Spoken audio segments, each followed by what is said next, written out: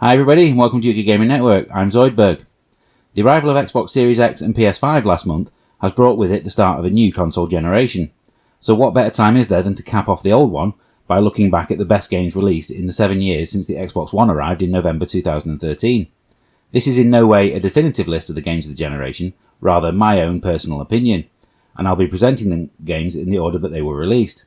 Trying to decide whether one was better than another simply proved too difficult. So let's just simply say that these 10 games are all fantastic in different ways and well worth checking out. As this is my opinion, I'm pretty sure that you're unlikely to agree with all or any of my choices. Even other members of the UKGN team don't agree with some of them, but I stand by them. Why not tell me your favourite games of the generation in the comments? I'm Zoidberg from UKGN Network, and these are my 10 best games of the generation.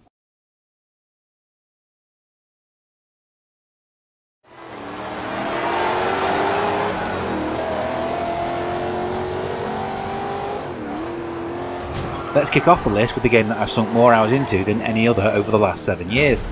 Forza Horizon 2 saw developer Playground Games strutting with confidence after a fairly conservative first game on the Xbox 360. Based on areas of southern France and northern Italy, the map is, for me, the finest in the entire series, with 6 distinct towns to visit, each with their own Horizon Festival hub. Removing the road trips from one to the next from subsequent games in the series was a mistake in my eyes. The sheer number of championships to take part in has kept me busy for hundreds of hours, without the need for live service events or updates, and that's before you even consider the additional challenges and discoveries that litter the map. The bucket list events are an absolute standout, and striving to earn the top prize in all of them is one of the most satisfying in-game challenges I've ever undertaken. This is probably the Xbox series that PlayStation owners are most jealous of. The likes of The Crew and the more recent Need for Speed titles have all been heavily influenced by the Horizon series, but so far no other open world racer has come close.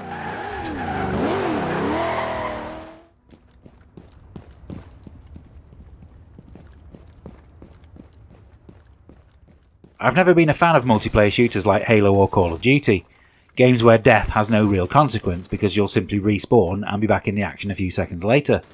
It's why I've always considered CounterStrike to be the greatest online shooter of all time, or at least I did before Rainbow Six Siege came along.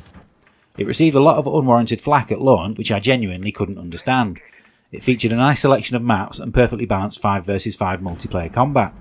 There's no second chances here. If you die, you have to sit out the rest of the round, forcing you to play tactically and cautiously. I loved it instantly, and in the 5 years since release the game's just got better and better as the player numbers have increased. Multiplayer games don't normally hold my attention for very long, yet I've consistently come back to this one every time a new update was released. The ever-increasing roster of operators gives players a massive variety of gadgets and weapons to master, and the maps have been consistently reworked to keep it fresh. If it continues to be updated, I can honestly see myself playing this for years to come, especially as Rainbow Six Quarantine seems to have gone AWOL.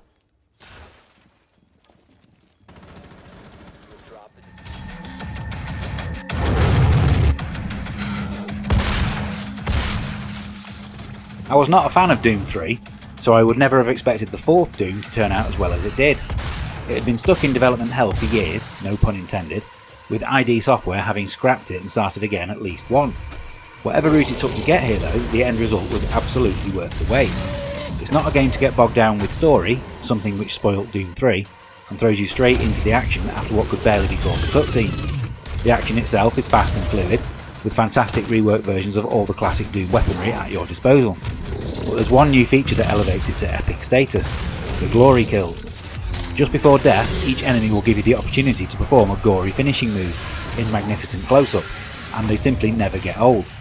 You're encouraged to use them too, as each one rewards you with a shower of health and ammo pickup, which you will need, especially on Nightmare difficulty. There is an argument to say that Doom Eternal is technically a better game than this one, but since most of that game's good ideas come from here, it's this one that earns its place on my list.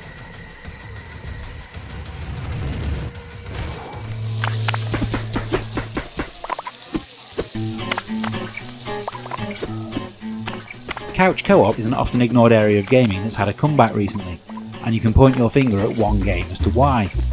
Overcooked takes the brilliantly simple premise of working in a kitchen and fashioned it into a polished gem of a multiplayer experience. Up to 4 chefs must work together to chop ingredients, cook them up and send them out to order. Friendships will be tested to their limit in pursuit of a 3-star rating on each level, and even the most mild-mannered player will eventually resort to language that would make Gordon Ramsay blush. The sequel, while still good, overly complicated matters with level goals that were impossible for anything less than 4 players, and introduced a lot of new features that actually made it less fun, such as the really annoying throw mechanic. That's why I'll always prefer the original, even though it doesn't have online play, unless you abuse the PS4's share play like I did. It's also influenced a slew of games like Catastronauts, Tools Up and Moving Out, that have all fallen short of matching the brilliance of Overcooked. It's not responding. Prepare to engage the target at Beacon 4. Copy that. In position at Beacon 4 gantry. Standing by to intercept.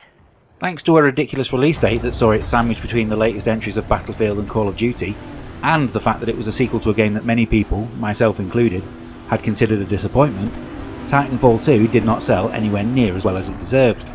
The main criticism of the first game had been the lack of a campaign mode, and Respawn made up for it with not only the greatest single-player FPS of 2016, but possibly the greatest ever. For me, only Half-Life 2 beats it. The game's packed with some great ideas, and it's not afraid to use them once and then completely discard them, like the memorable section that allows you to switch between 2 different time periods whilst fighting enemies in each.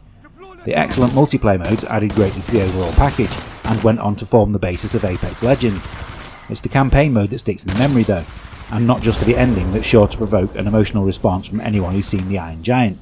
Those were tears of joy I had at the end, trust me. Whether we'll ever get a third instalment is doubtful at this point, which is a crying shame.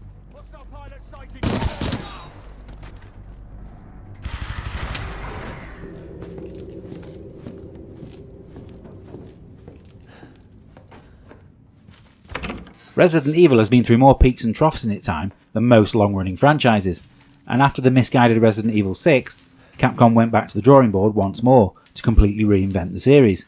What makes Resident Evil 7 so brilliant is that initially it doesn't look or play like a Resident Evil game at all, thanks in part to the switch to first person. However, it's the overall sense of mystery that made it an incredibly compelling game to play. As you try to piece together what's actually going on, and where it fits into the series' overarching narrative, it becomes more and more of a Resident Evil game the further you get into it, culminating in an ending cameo that will have you punching in the air in celebration. The first-person perspective amplifies the horror, and evading the various members of the Baker family are some of the most tension-filled things I've had to do in gaming. Being able to play the whole thing in VR is the icing on the cake. Aiming your weapons is actually a lot easier in this mode, when you can actually look directly at the enemies, but whether you'll actually want to in all their full horrific glory is another question.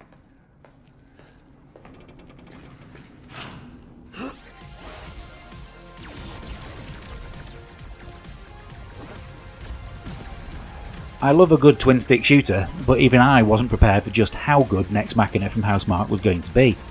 This collaboration between Super Stardust developers and the original Robotron creator Eugene Jarvis is the greatest distillation of arcade action on a home console I've ever played. This is exactly the type of game that I would have put credit after credit into at an arcade, and if this were a coin-op rather than a PS4 game, the number of times I've played it would have paid for the asking price 10 times over, maybe more. There's so much more to it than simply shooting and surviving, with every level packed with secrets, bonuses and extra challenges. Learning where all these are and how to maximise your score multiplayer is all part of the fun, and you'll always want that one more go after each failure. Packed with all the particle effects and explosions you'd expect, there's nothing quite like a Housemarque game, and this one might just be their masterpiece. Special mention as well must go to the fantastic synthwave soundtrack by Ari Pukkanen and Tuomas Nikkanen.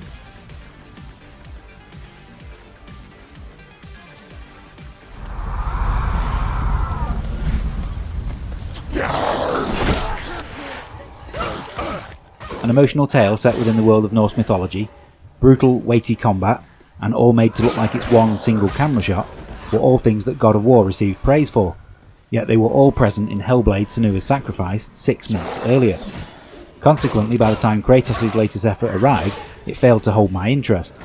Ninja Theory had already proven themselves a dab hand at action-fueled adventure games, with the likes of Heavenly Sword, Enslaved and DMC, but Senua's Sacrifice is their best game yet. It doesn't waste a single second of its 3-hour runtime, although my first playthrough did take considerably longer than that, thanks to puzzles that don't infuriate, thrilling battles that require you to think about your positioning, and some incredible visuals courtesy of Unreal Engine. There aren't many games that I'd recommend playing with headphones on, but this is definitely one of them, with fantastic use of the 3D audio. The game's so good that I didn't even mind the blatant lie about permadeath early on, and the second it was over, I played through it again on the high difficulty setting, which is something I never do. I really hope that they don't mess up next year's sequel.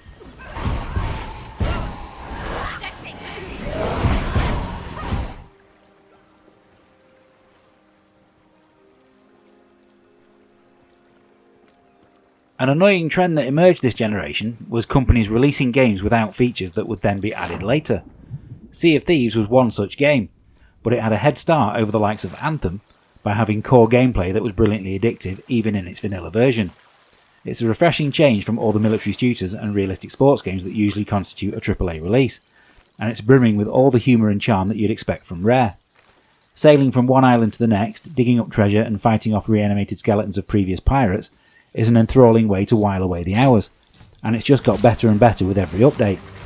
Sailing solo on a lowly sloop is an enjoyable experience in itself, but bring a few friends with you and it becomes one of the most enjoyable co-op games around. Fighting an epic sea battle with a crew of 4 is simply one of the most exciting gaming experiences I've ever had.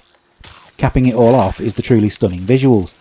This is easily one of the best adverts for HDR gaming you can find, and I've used the Xbox's screenshot option more while playing this game than any other.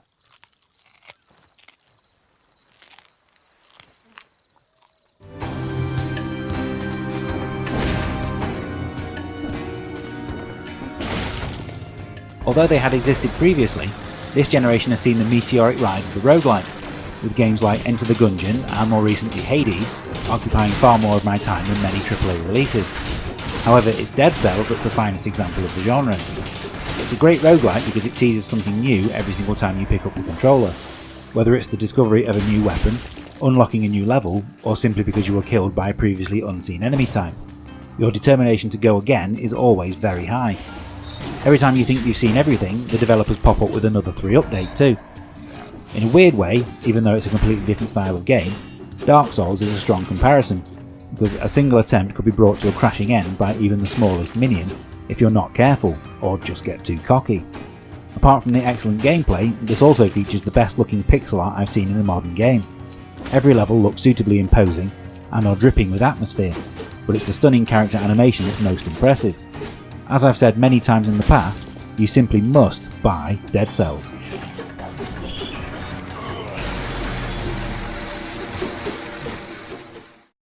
So that brings my list to a close. It's only right that at this point I make a few honourable mentions, games that could easily have been on the list but just missed out. So in no particular order, we have The Witness, Control, Rise of the Tomb Raider, Untitled Goose Game, Overwatch, Beat Saber, Ori and the Will of the Wisps, Hotshot Racing, Hitman 2 and Legend of Zelda Breath of the Wild. Any of those are well worth your time as well, in my opinion. Let me know in the comments if you agree with any or all of my choices, or just tell me what your favourite games of the generation were. If you enjoyed this video, make sure you give us a like and subscribe, and click on the link in the description to join the conversation over on our Discord. Thanks for watching, hope to see you all again in another gaming countdown. Bye for now.